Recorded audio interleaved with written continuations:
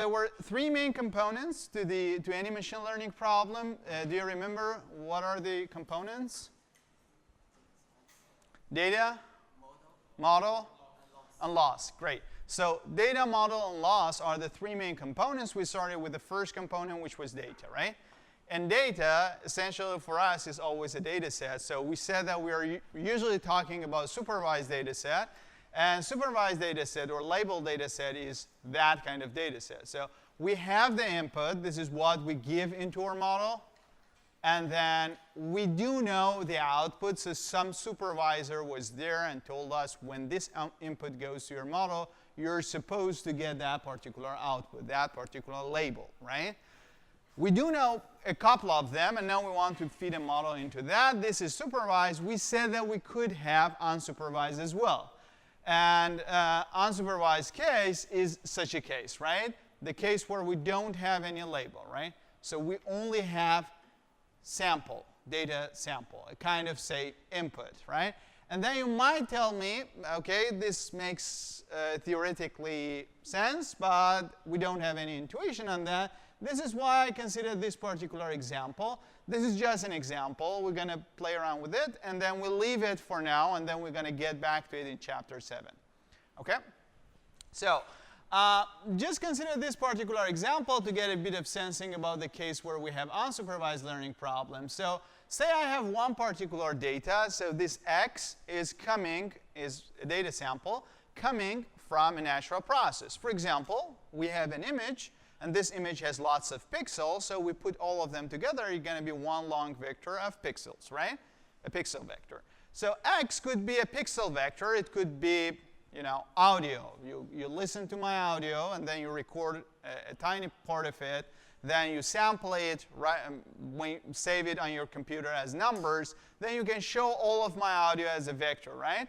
At the end of the day, this is again a vector, correct?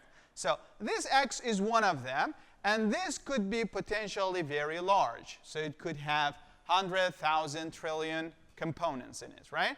So we have this X, but one specific thing that we do know out of experiments, maybe someone else has told us, we do know that we can write it down with only Q principal components.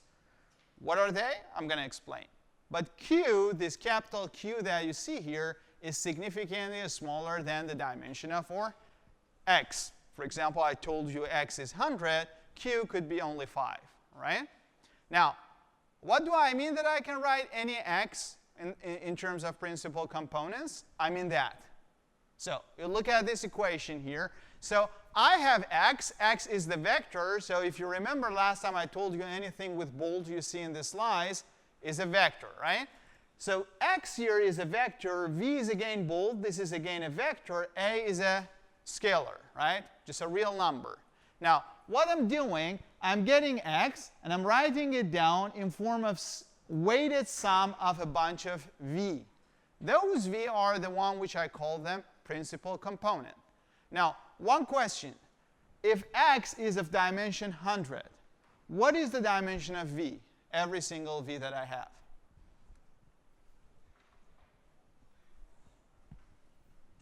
Say Q equals, say N equals by 100. Oh, this is not. Q equals by, I don't know, 2. Okay? Now, the thing that I have there is that X, I put this line here to just indicate this is a vector. Okay? Equals by, I have A1, V1, V is again a vector, plus A2, V2. V is again a vector, right? Okay? Now, this guy is of dimension n. What is the dimension of this guy? N. What is the dimension of this guy? Again n, right? So this guy is again of size n, right? You see it, what I'm doing, right? Now, what I do know, this X is very, very large, but I know that there are some principal vectors of the same dimension. If I do know them, then I can add them up with some coefficients, and I build X. And it doesn't matter what X is, I do know that this is going to always happen. I don't know what is V, I don't know what is A, but I know that this happens, right? Everybody's clear? So these are what we call it principal components. Okay, cool? Now, I want to just do a bit of modification here, and I hope that you see it based on the discussion on notation that we had last time. So I'm going to write it down in this form. Everybody agrees with me on what I've written here? So just look at the one we have on the board, this guy. If I want to write it down, yeah, it's not coming. I can think of this V1 to be a part of my matrix, the first column, V2 to be the other column, and then I multiply it by one vector, A1, A2, right? When I do the multiplication, it's going to be A1, V1, going to come here, plus A2, V2, going to come here. This is exactly what I had in the previous line, right? So this is a matrix. What is the number of rows here? N. And then the number of columns is Q, right? Everybody's cool, right? So I have this guy, and now I can write it down as a matrix V. This is now a matrix. You can forget about every details. And then you have A, which is collecting the the coefficients, right? Everybody's cool? So now, X was very long, right? X was size N. What about A? What is the size of A? Yeah, go ahead. It's Q, which can be very small, right? Now, what does it mean? It means that, I mean, V is the principal, right? This guy is something fixed. So this means that if I do know V, then I can put it there. And then instead of keeping X for myself, I can keep A for myself, right? So if you give me one image, I don't keep the image itself. I keep its corresponding coefficients in A, right? And then what I do know is that as long as I have that A, I just multiply it with V, I'm going to get back to my image, right? But this A is significantly smaller than X, right? So this is a sort of compression. You see it? OK. It's not important if you don't see how you can learn it, because we're going to do it later. But just to make it clear what I mean by this principal component and what we are doing here, right? Everybody's cool, right? So the point here is that I do know that I have a signal X, I have image X, and I can always write it down in this compressed form as long as I do know V, but I don't know V. This is the problem, right? So now I do not know this matrix V, so this is the issue. Now the question is, what is V? If I do know the properties of this X, for example, analytic properties of X, somebody told me, I can do some linear algebra to end up knowing V, right? But if I don't know that, then I can only rely on the data that I see. This means that I go ahead, look at lots of images, and see whether I can find out of them what that matrix V could be. If I find that out, at least approximately, I'm going to keep V and then use it to compress my images, right? So V is essentially what I want to find out. I want to find it out of investigating a couple of samples. So this is, again, a data-driven approach to compress my image. And this is machine learning again. Now, if I want to do that, well, I mean, the fact that I have considered this one, so you can forget about it right now, but the fact that I have considered this one, this is essentially a sort of modeling. But if I want to do that, then I need to somehow come up with a machine learning solution for that. The point here, I don't want to open up the machine learning solution right now, but the point here is that when I want to collect data to start finding out V, I'm going to only collect images, right?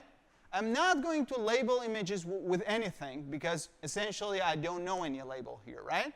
So this kind of problem that you see here, this is a sort of unsupervised learning problem by nature. It means that there is nothing called label here, right?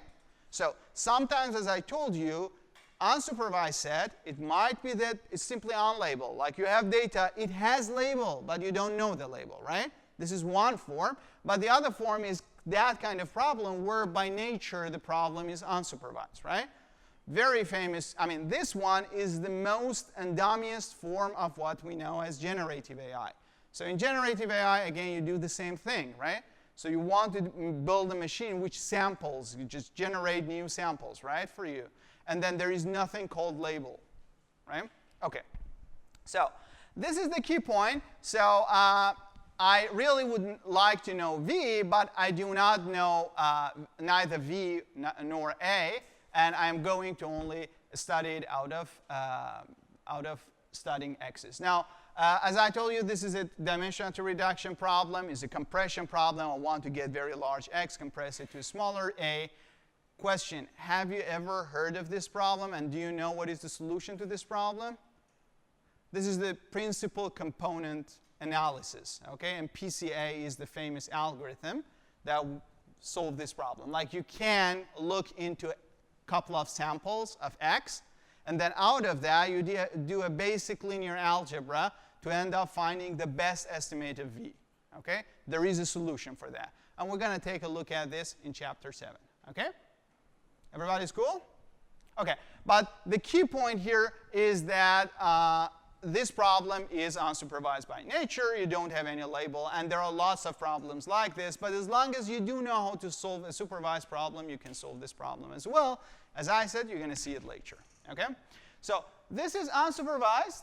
And unsupervised and supervised are usually considered the main streams in data. But these are not the only two cases. You can have semi-supervised problem. For instance, the example I told you last time. So you might have, say, a bunch of data, a bunch of reports, and their corresponding evaluation, right? And then you might have started evaluating those reports. You got into some point, but you have not finished, right? But all of the other reports are still inside your data set. They do not have evaluation. They do not have label, right? You might have lots of images, all of them, not all of them labeled. Half of them labeled, half without label. But they are still image of cat and dog, right? So you could have such a data set. And there are also approaches to deal with such data sets. Again, those approaches is a mixture of supervised and unsupervised learning. So as long as you do know these two things, then that is OK. It could be a very interesting topic for your project if you want to take a look. And the other thing is that a third category inside machine learning is typically called reinforcement learning. That is totally different from this one. Those of you who have the other special topic course on reinforcement learning might have heard of it first session. So there we have a kind of data set which is growing through time, right? Classical scenario in reinforcement learning is that you have an agent. So your machine that is trying to learn your model is an agent and is trying to interact with the environment, right? And the environment, each time that you do an action, the environment is going to give you a reward. And you collect those rewards, and based on those rewards, you plan your next move. Basically playing a board game or something like that, right? And that kind of problem is essentially different from the supervised and unsupervised learning. So this is not something that we are going to cover. So unsupervised learning, we're going to get to it in this course, but the other one we're not really covering. So this is its own course, OK?